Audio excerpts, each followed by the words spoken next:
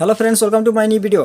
যেই মানুষটাকে তুমি অনেক বেশি ভালোবাসো তাকে ছাড়া তুমি থাকতেই পারবে না, আর সেই মানুষটা তোমাকে অবহেলা করতে শুরু করেছে।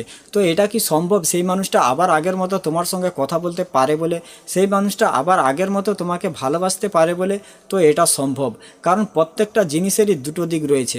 আমাদের জীবনের দিকে দেখো, আজকে যদি আমরা অনেক বেশি আনন্দের মধ্যে থাকি তো কালকে আমাদের জীবনে দুঃখ কষ্ট আসতে পারে, কিন্তু আজকে যদি আমরা অনেক বেশি দুঃখ কষ্টের মধ্যে রয়েছি তো কালকে আমাদের জীবনে আনন্দ আসবে।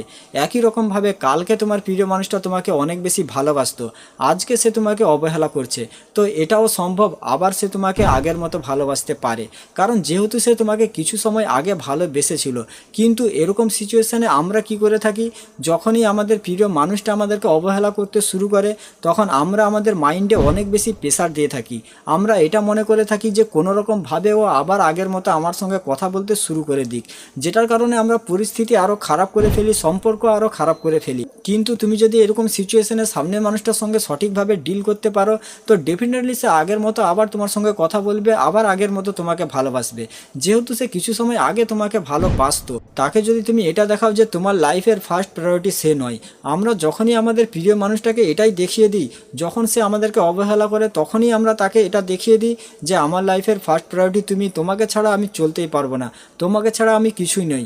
তখন সে এটা মনে করে থাকে যে আমি তো ওর থেকে অনেক বড় হিরো, আমি তো ওর থেকে অনেক বড় হিরোইনি, আমি তো আরও ভালো কাউকে পেতে পারি, আমার জীবনে তো আরও ওর থেকে ভালো কেউ আসতে পারে, যেটার কারণে তার ইগো বেড়ে যায়। কিন্তু তার ইগোটা বাড়তে দেওয়া যাবে না, তার এই ইগোটাকে তোমাকে ভাঙতে হবে।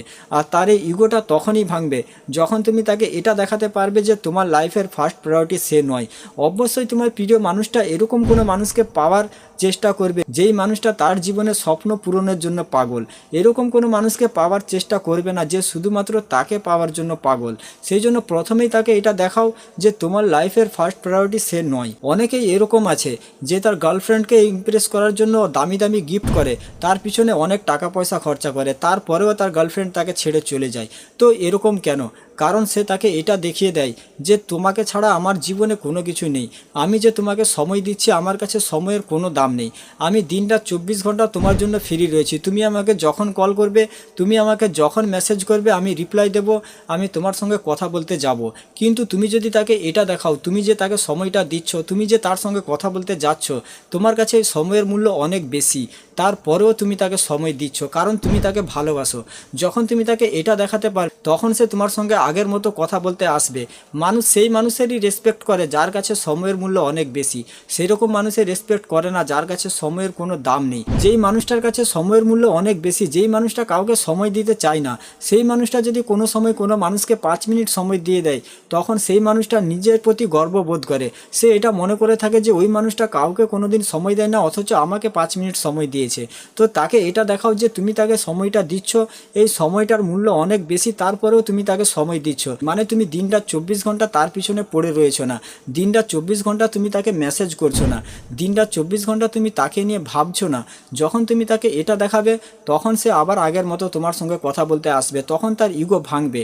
কারণ তার মনের মধ্যে যে ইগোটা রয়েছে যে সে তোমার থেকে ভালো কাউকে পাবে, সে তোমার থেকে ভালো কাউকে পাওয়ার আশা করে, এই ইগোটা তাকে ভাঙতে হবে।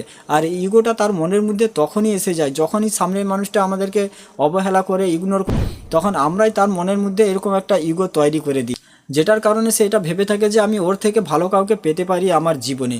তো তাকে এটা দেখাও যে তোমার কাছে সময়ের মূল্য অনেক বেশি, তারপরেও তুমি তাকে সময় দিচ্ছ। 3 নম্বর পয়েন্ট, ইমোশনালি কখনো তোমার প্রিয় মানুষটার উপরে ডিপেন্ড হবে না।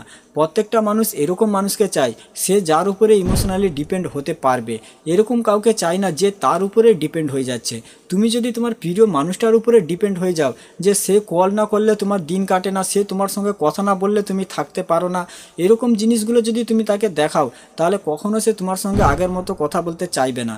যখন তুমি তাকে এটা দেখাবে যে তুমি কল না করলেও আমার কোনো ব্যাপার না, তুমি আমার সঙ্গে কথা না বললেও আমি থাকতে পারবো, যখন 24 ঘন্টা তুমি তার পিছনে পড়ে থাকবে না, যখন তুমি তাকে এটা দেখাবে যে তোমাকে ছাড়াও আমি থাকতে পারি, তখন সে তোমার সঙ্গে থাকতে চাইবে। আমরা এটা মনে করে থাকি যে আমরা সামনে মানুষটাকে যত বেশি ইম্পর্টেন্স দেব, যত বেশি তাকে এটা দেখাবো যে তোমার সঙ্গে কথা না বললে আমি থাকতে পারবো না, তুমি মেসেজ না করলে, তুমি কল না করলে আমি তোমার জন্য কষ্ট পাই, তত বেশি সামনের মানুষটার কাছে আমাদের ভ্যালু বাড়বে।